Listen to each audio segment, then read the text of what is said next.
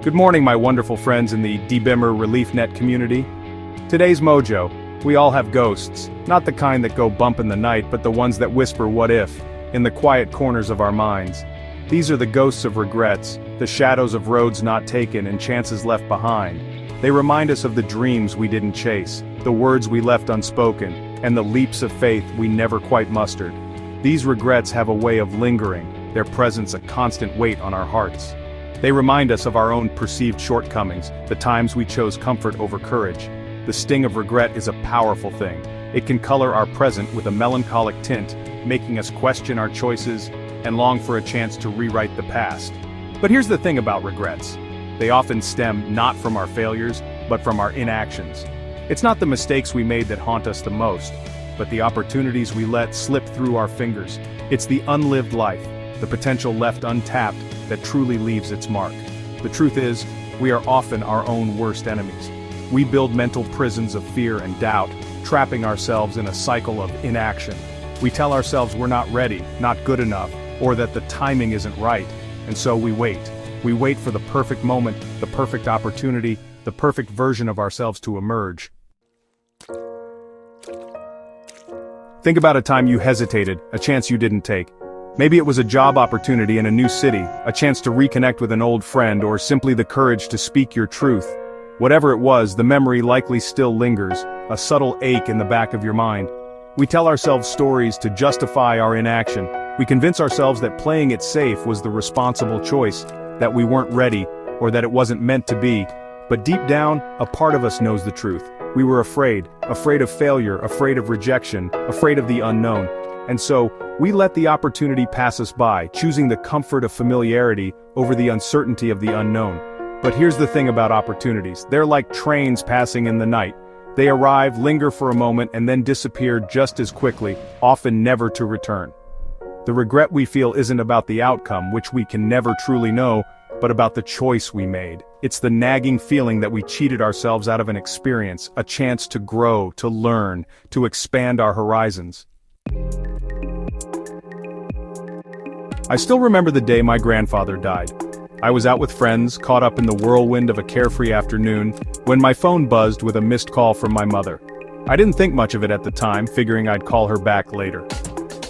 Later that evening, I learned that my grandfather had passed away just hours earlier. The missed call was her attempt to reach me, to share the news before it became public. In that moment, the weight of my inaction crashed down on me. It wasn't that I could have changed the outcome, but the missed opportunity to say goodbye, to offer comfort in his final moments, left an irreplaceable void. That experience taught me a valuable lesson about the fleeting nature of time and the importance of seizing the moment. It showed me that regrets are not about dwelling on the past, but about learning from it and applying those lessons to our present and future. Life is full of missed calls, both literally and metaphorically. It's up to us to decide which ones we'll answer and which ones we'll let go to voicemail. The key is to be present, to pay attention to the whispers of our hearts, and to have the courage to act when opportunity knocks. We often fall into the trap of waiting for the perfect moment to pursue our dreams, to make a change, or to simply say, "I love you."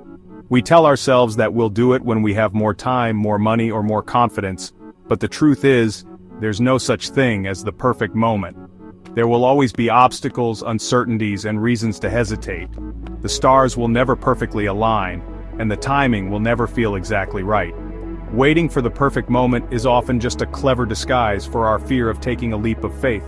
The Stoic philosophers, particularly Marcus Aurelius, emphasized the importance of recognizing the impermanence of life and the need to act accordingly. Aurelius famously said, "You could leave life right now. Let that determine what you do and say and think." This powerful reminder urges us to live with a sense of urgency, to make the most of each day as if it were our last. It's not about being reckless or impulsive, but about embracing the present moment and making conscious choices that align with our values and aspirations. The Stoics believed that true happiness and fulfillment come not from external circumstances, but from our internal state of mind. They taught that by focusing on what we can control, our thoughts, our actions, our responses, we can navigate the inevitable ups and downs of life with resilience and grace. One of the core tenets of Stoicism is the importance of action. As Epictetus, another influential Stoic philosopher, wisely observed, "We are what we repeatedly do." Excellence, then, is not an act, but a habit. This quote reminds us that our lives are shaped not by grand gestures but by the small, consistent actions we take each day. It's about showing up for ourselves and for others, even when it's hard, even when we're afraid, and even when we're not sure of the outcome. The Stoics understood that life is inherently uncertain. They knew that setbacks and failures are inevitable parts of the human experience.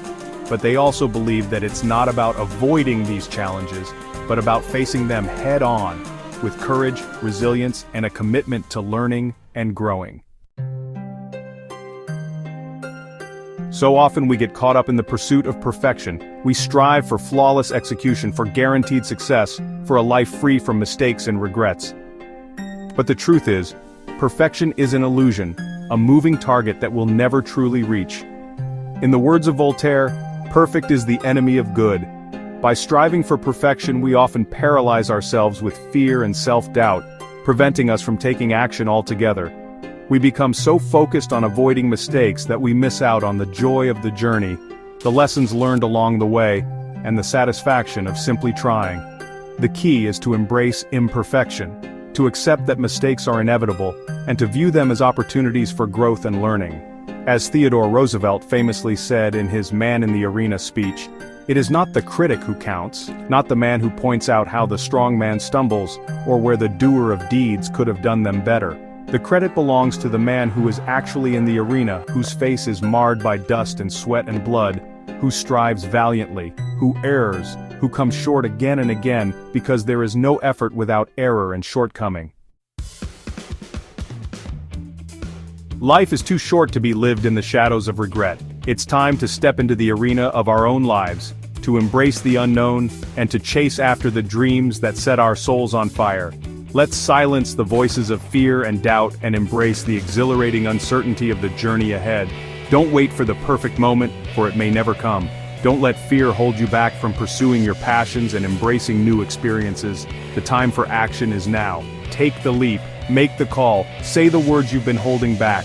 Live your life in such a way that when you reach the end, you can look back with a heart full of gratitude, knowing that you lived each day to the fullest, embraced the unknown, and squeezed every last drop of joy and meaning out of this precious gift we call life.